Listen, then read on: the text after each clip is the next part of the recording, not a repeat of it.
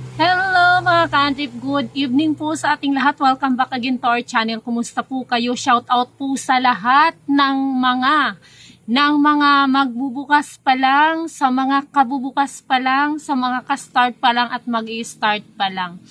So ayun na nga, mainit-init pang balita kanina lang. Umikot po ang mga taga-DTI dito sa aming lugar, pero tapos na po pala sila sa ibang mga lugar, inuna po sa mga city.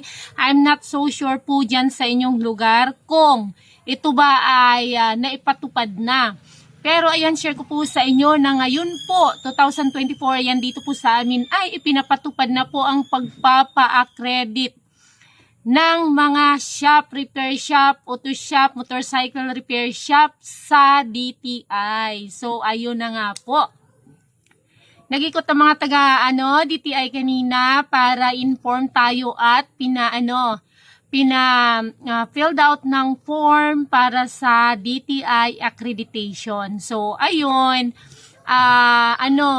form, tapos owner, tapos tinanong doon yung mechanic kung ilan ang tauhan mo sa shop, kung ilan ang mekaniko mo, tapos kung may helper ka ba. Tapos nilagay din doon yung ating mga kagamitan sa shop. It's all about sa repair shop. Hindi kasali labas itong store. Sa repair shop lang talaga. So, nandoon yung nandoon yung mga basic information ng owner and then ng mga mechanic.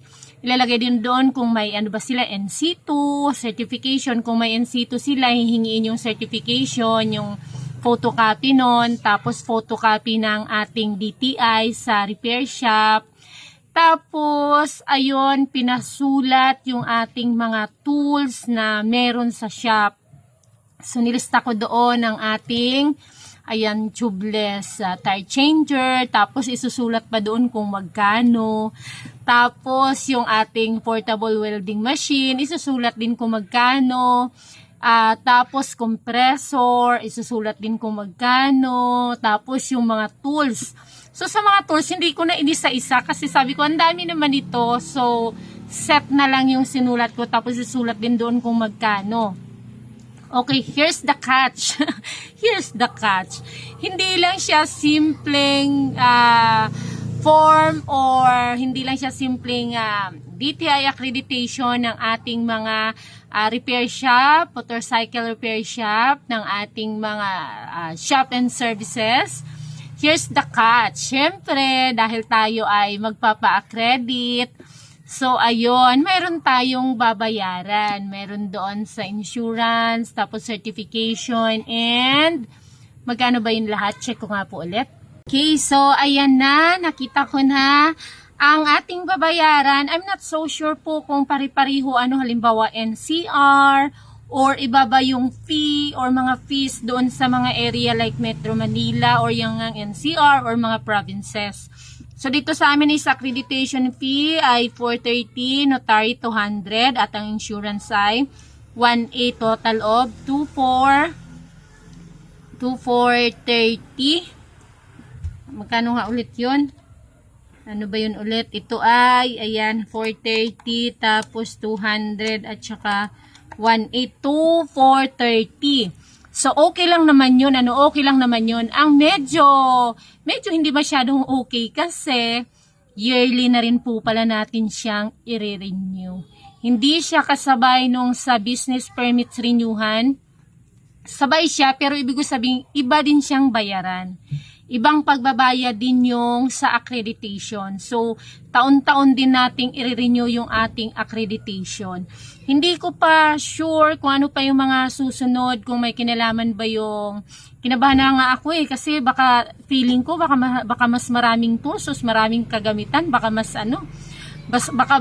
malaki ang babayaran sa susunod, yung para siyang parang business tax din. Tapos, ayun, ang sketch kasi parang i-inspectionin ng region or ng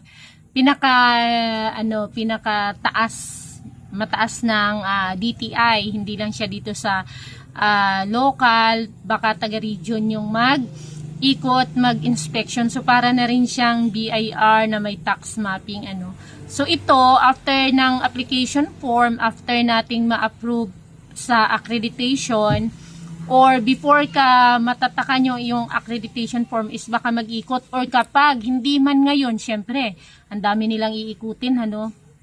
Halimbawa kung kailan man darating sa atin, ayan, ay baka magkaka-penalty din tayo. At yes, sure nga na magkaka-penalty kung halimbawang hindi tayo nakapa-accredit. Halimbawa, baka matapos ng 2024 or nagbaba na sila ng memo, ano, halimbawa in a particular province or municipalities, region, tapos nag-ikot sila na para bang tax mapping, tapos wala pala tayong maipakitang accreditation form or accreditation certification, kasi nasa certificate, pinakita din sa akin yung ano, pinakita din sa akin yung mga may certification na.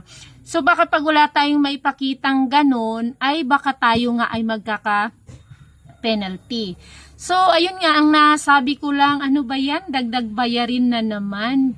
Talaga naghahanap ang government ng ano, ng talagang dagdag na maisisingil. Kasi 'di ba, yung ano, yung okay lang naman na magpa-accredit, pero yearly kasi siyang i-renew. Hindi siya kagaya ng DTI na once a year. Tapos medyo mataas medyo malaki siya.